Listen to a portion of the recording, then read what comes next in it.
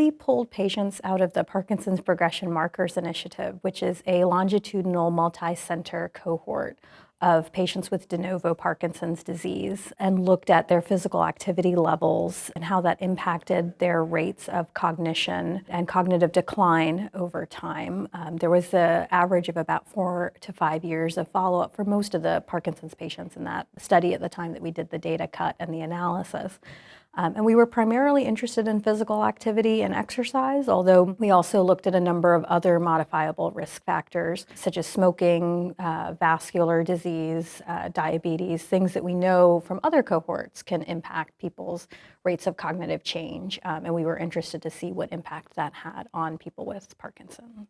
Total Parkinson's cohort of PPMI is about 400. We took a subset of that who had a particular activity scale called the Physical Activity Scale in the Elderly, or PACE. Sample size was about 379, and we followed those. We looked at those people over 4 years. We found a number of different, I think, really interesting things. Rates of cognitive change in this cohort are relatively small.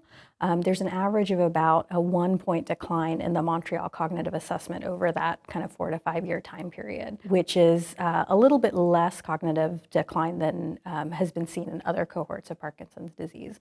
But even within that small cognitive sort of change, physical activity levels did have a significant impact on people's rates of decline. That was driven by their leisure activity levels, even more so than household or work activity. And when we split the cohort up and looked at people who had maintained the same level of activity over the course of the study versus decreased their activity or increased their activity levels, those who had increased their activity, their sort of leisure activities after receiving a diagnosis of Parkinson's and enrolling in the study, had a much slower rate of cognitive decline compared to those who either had unchanged activity or decreased their activity over the course of the study. I wouldn't be surprised if many of them were under the care of a movement disorder specialist who was kind of counseling them about exercise as part of the usual standard of care of people with Parkinson's, but it wasn't specifically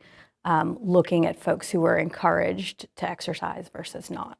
The usual American Heart Association guidelines for all adults suggest that between 75 to 150 minutes per week of at least moderate intensity activity is important. And that's what we're seeing in this cohort as well, that number one, people with Parkinson's, even early in the disease, can achieve those activity targets.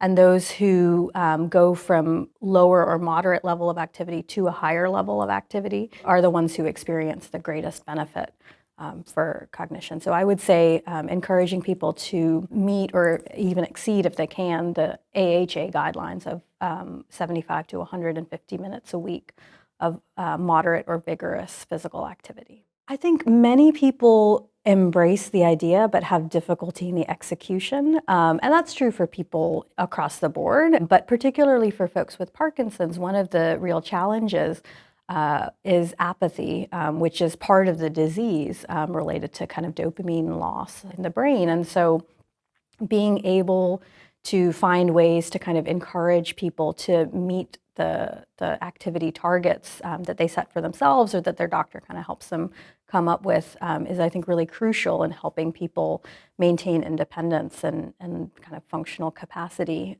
over time. So PPMI is an ongoing cohort study, and particularly as we get further along, I think we'll start to see an inflection point in the rates of cognitive decline in this group in sort of the 5 to 10 year range, perhaps. And that's where I think we'll really start to see the distinction grow even more between various sort of levels of activity, both at baseline as well as over time.